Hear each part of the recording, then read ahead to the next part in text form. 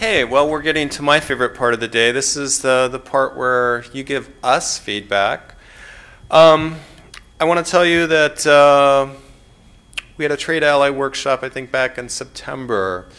And I had several contractors come up to me during the trade ally workshop and after the workshop. And they really, you know, there was a common theme there, and it was all about common area lighting. Why I can never figure out what my customer is going to get with this spreadsheet, because there's like some magic happening behind the curtain that I don't understand and my customers don't understand. We had a different way of calculating cost effectiveness, and so some projects may only, you know, save a small amount of energy, but because they cost so much, we weren't allowing them through the program. So I just want to say, based on the feedback we received last time, we've made programmatic changes to make one of our programs a lot easier for contractors and customers to understand and participate in. So that was a common area lighting program. At this point, you know, you've spent the morning with us here at City Light, and I just wondered if we could get some feedback from you in terms of what you learned. We've got a couple of mics set up. Also, Scott, if you just raise your hand, he will run over a mic to you. But any takeaways? I mean, what you guys are relatively new in this room. What did you learn that you didn't know before? Anyone? Okay. How about, what were you hoping we would cover that we didn't cover? Because this helps us out the next time around in terms of, there's one, thank you. This helps us out the next time around. One of the things that we got from you the time before, we had kind of a survey, and part of the responses said, "Oh my God, don't give me this basic stuff. I've been doing this for years. I don't want to sit and listen to that." The other half of the feedback says, "Oh my God, I never knew any of this stuff. Thank God you went over the basics first." So that is why we split the Trade Ally workshop into two tracks, one for relatively new people, and the second one for contractors that have been doing it quite some time. So your comment? I would like to see, I guess, maybe a percentage of, for the small businesses, you know, what percent was churches, what percent was schools, offices, kind of see how those are divided up. Yes. Well, I can tell you before, I'm the person who's actually spent some time segmenting our market. 3 years ago, I couldn't tell you how many churches we had. I couldn't tell you how many restaurants we had. I couldn't tell you how many office buildings we had. And I'm just getting to the point where I can tell you how many multifamily buildings we had. I think the really interesting thing that we want to put out at sometime soon, is of those building segments, what percentage has our program penetrated in there? You know, to us and to you, it'd be really useful to know, oh, they've done 80% of the buildings, so we think we're done, unless barring some new technology like LEDs that changes everything on their head. But it'd be useful to us to know we've done 20% or 80%. So if you were a contractor, oh, well, they've only done 20% of the mini-marts, there might be some opportunity there. So that's a great question. I hope to get that out. Cool. Thanks. Any other comments? There's one. Thanks, Jason.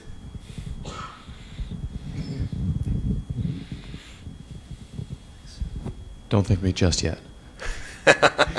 Is it a tough one? I hope not. I just thought it would be really interesting to hear, as you go through the different types of projects, if you had information on how many applications you receive and how many of those turn into completed projects, and then possibly if you could speak to why what certain things were the main reasons why they didn't turn into completed projects. Sure. I wish we had a better understanding of that. I can tell you generally when I look at, I don't want to get too down in the weeds with you, but we have a couple of different tracking systems, neither of which talk to each other. And so one group uses one tracking system and the other group uses the other tracking system. So I know that in the medium large, the tracking system that Lucy and Tawny use, sometimes there's as much as, we've gone through the process to build a contract, and really probably 20% of those never go anywhere. So they get contracted, maybe the building operator left, maybe there's cash flow issues. Tawny, Lucy, any other any reasons why projects don't go through? Good. Change in ownership. There's a myriad of reasons, but that'd be an interesting metric to track. So unfortunately, we have an initiative to probably build some integrated database so that we can ask it better questions. Right now, when we have to put together a report, we have to look at one system and another system and then an Excel jungle, and then we get out like a 10-key calculator and add them up. So, how about any other things that we didn't cover, or any suggestions? How about suggestions for, I know you're relatively new, but how we could improve our programs, if you happen to have done a project at that point? Or maybe you've done work with another utility, and there's something that another utility, so our friends to the north, Snowpod, Puget Sound, or even Tacoma down south, there may be things that they're doing that isn't on our radar yet. Any suggestions about that? Here's one. Could you talk about post-project completion process? Like, for example, how long does it take to receive your rebate check after it's been inspected and verified by the... Yes, that's a great question. I can speak to the thing that I'm most familiar with, and particularly since you said rebates, that would put it over in my side of the shop, small commercial, multifamily, retrofit, common area lighting. First of all, we do 100% pre and 100% post inspection. So if you were perhaps working with Puget Sound Energy, they may not inspect every project, but they would be able to say, well, we look at every 5th project, every 10th project, whatever their M&V protocol might be. We, on the other hand, do 100%. So it's relatively quick, certainly on the small commercial side. So once you, the EMA comes out, verifies, yes, that's what actually got put in. We may have to juggle the numbers based on some fixtures got missed or added, that type of thing. Eventually we approve that. That gets sent to AP, then it's out of our hands. Generally, we say that our accounts payable will pay an invoice within 30 days. So you have to allow probably another week or two on top of that, for inspections and for somebody to approve it and for the actual invoice and payment request to get to accounts payable. So 30 to 45 days. I think PSC right now is doing like 3 check runs a year or something, so it takes months. Well, as you're a doing small, better than that. As a small business owner, I know cash flow. So although some of our contractors, particularly the ones downstairs, may think that we're slow, we're certainly better than 3 times a year. Here we go. So if you have a project that's a remodel or something like that, how does this program and LEED and Capital Green and any other incentives tie in? If a building's going LEED or Capital Green, is it still eligible? or is it tied together or piggybacked at all? No. So basically, you know, we're paying for the energy savings. You may be going through LEAD or some other program. What's important to us is that you're installing something in your remodel that was energy efficient, and we're really calculating what the savings are from what you currently have to what you're going for, and we really don't look at any other programs. Okay. It's coming over to you.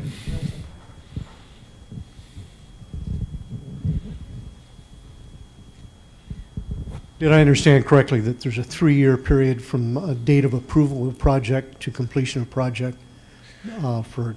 Yes, so those are contracts. So on the medium-large side, you sign a contract, and then we expect the contract or the installation to be complete within 3 years. So sometimes some of these large projects take a while to get material, to get installed, etc. We do have a mechanism for extending the contract if you're not quite done yet, but we're really hoping to get all those things completed within 3 years. On the rebate side, so if you don't have a contract, if you have a rebate, that doesn't have a 3-year time period. So basically, you need to try to get it done in the same year, because we don't carry forward funds for those types of things, except I'll make an exception to that. The program that Scott works in, which is a new construction program, so the new construction sometimes has a 18-month, 2-year build out from start to finish. So we do carry forward funds on that. Thank you. Thanks. Great. I know the BPA has come out with a new calculator that a couple of utilities are using. Is there any consideration to using that so we have a more common calculator across the Puget Sound area? That'd be too easy, wouldn't it? Maybe not for you. We've looked at the BPA calculator. I probably have to take a step back just to let you know. BPA has 2 flavors of utilities, option 1 and option 2. So as an option 2 utility, that's ourselves, Snohomish, Tacoma, Eugene Water and Electric Board, and Springfield Utility Board. There's 5 of us. We basically can do whatever we want and without any pre-approvals from Bonneville. We like the flexibility in our calculator, and while we have looked at it, we're not going to adopt it anytime soon.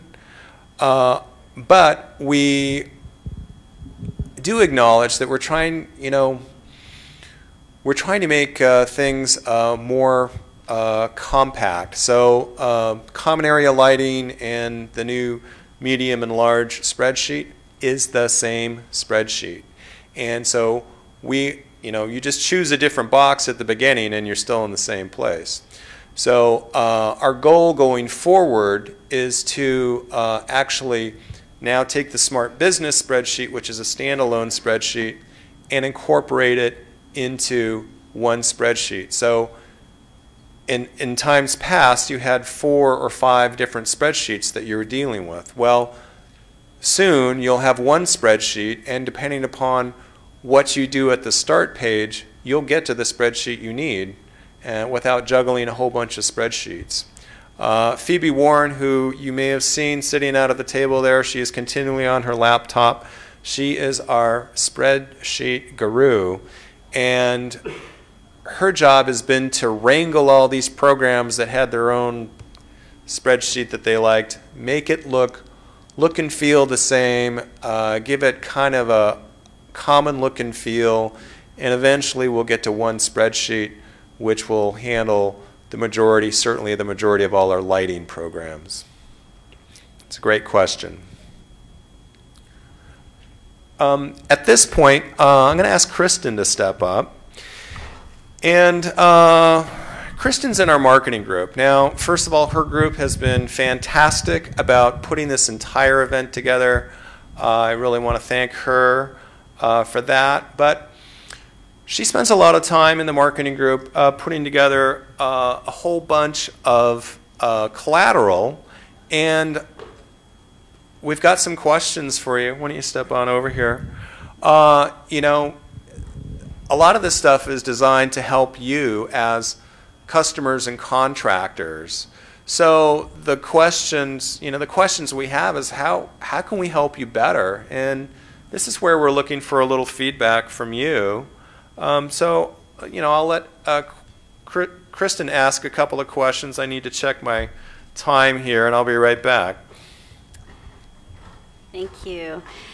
Yeah, marketing's really evolving at Seattle City Light, and we recognize that we're going to need to be a lot more proactive and more targeted, more customized, speaking to industries at their level and based on their business needs, and maybe even different roles throughout the organization. And so we're working with people like Art to get a better understanding of our customers and what their business looks like and how to speak to them and create messaging by industry or by role, and we think that some of that work might be beneficial to you all as well. And I'm hoping that you can share with me some ideas for marketing support that maybe we haven't provided in the past, some new ideas, maybe some things you've done with other partners and utilities that, that you think Seattle City Light should be doing, or maybe some things that we have done for you in the past that have worked really well and you'd just like to see more of it. I'll open it up to any ideas that you have and really be as creative as you want to be.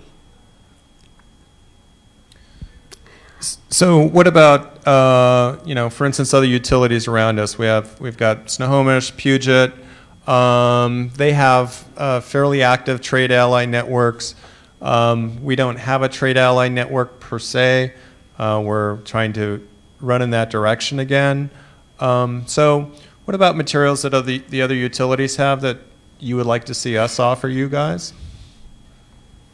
Great, thanks.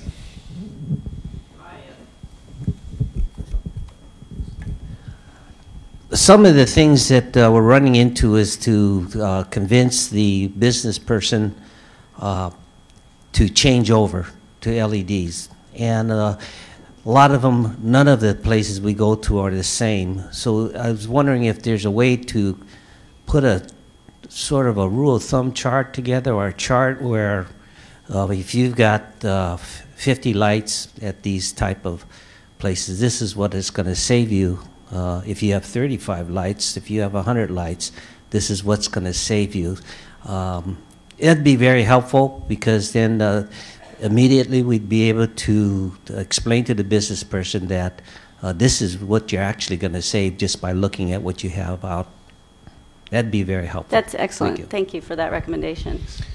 Yeah, I know we have case studies. So for instance, I can see how we may be hard to design a chart. We could certainly do that for a lot of the screw-in LEDs. So if you're doing a lot of screw-in products, that really falls into just a few categories that we could actually put together a chart like that. Because we know, there's not a lot of variation between the products going in. There might be a watt or two on either side. So we could do that. But what about something like a case study? Here's a business who swapped out their LEDs. Here we go. Well, along those lines, I wonder who you're working with now.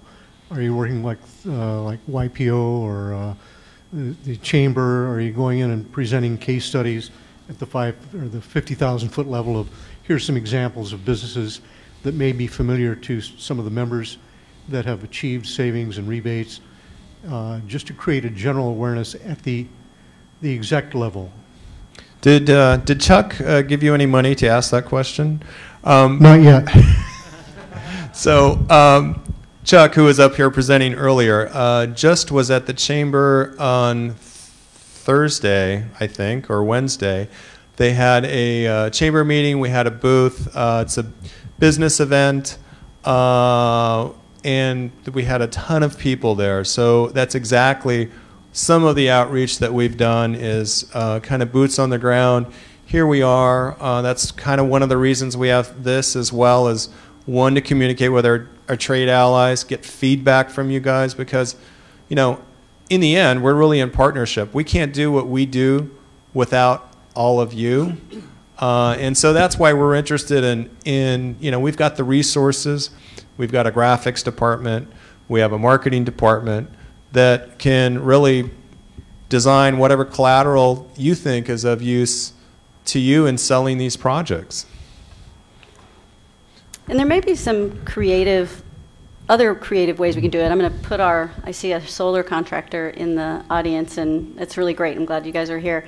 You know, in that area, we've been able to fund programs like Solarize that get the word out and raise awareness among people about how they can do more solar. And I think that has been a good thing for them. Maybe they can nod their heads if getting the word out about solar, and we've seen such a huge increase in our solar adoption.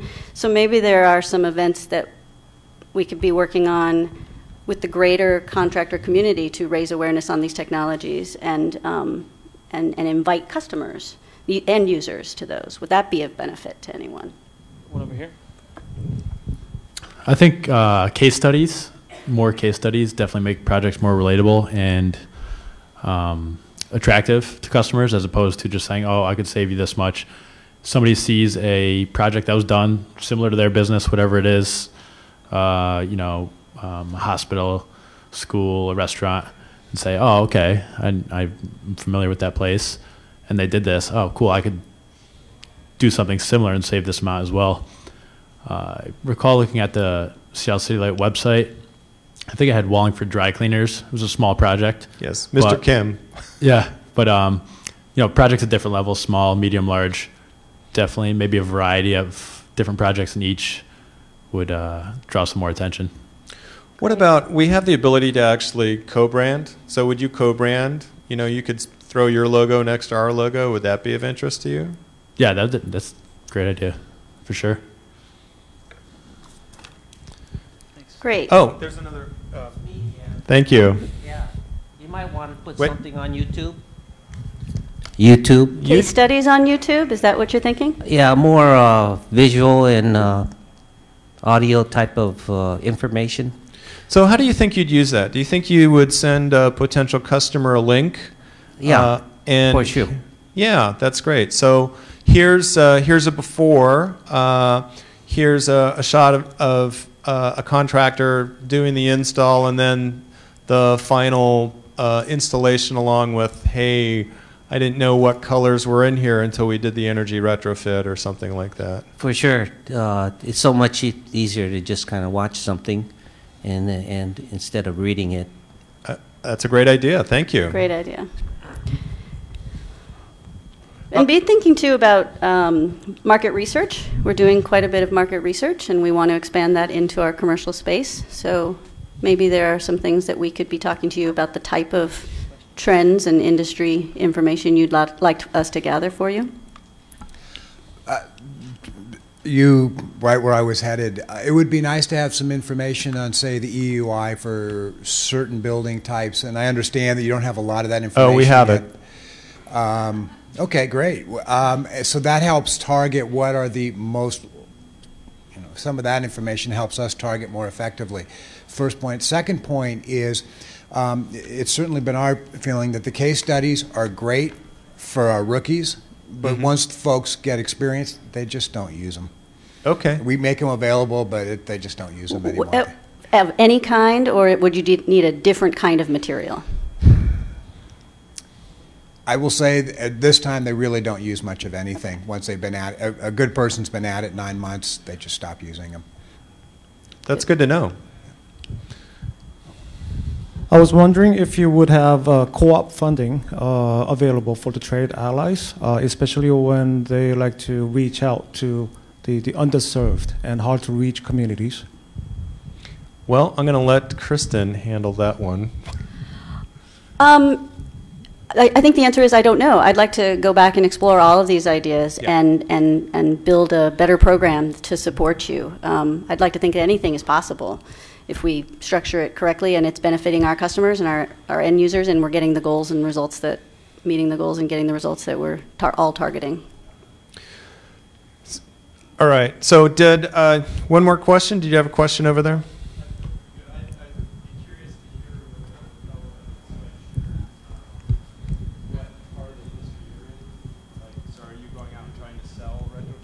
Projects, or you said in experience, like a salesperson doesn't use case studies because they're equipped with the tools to sell a project other than, beyond that, in a more sophisticated means perhaps? Okay.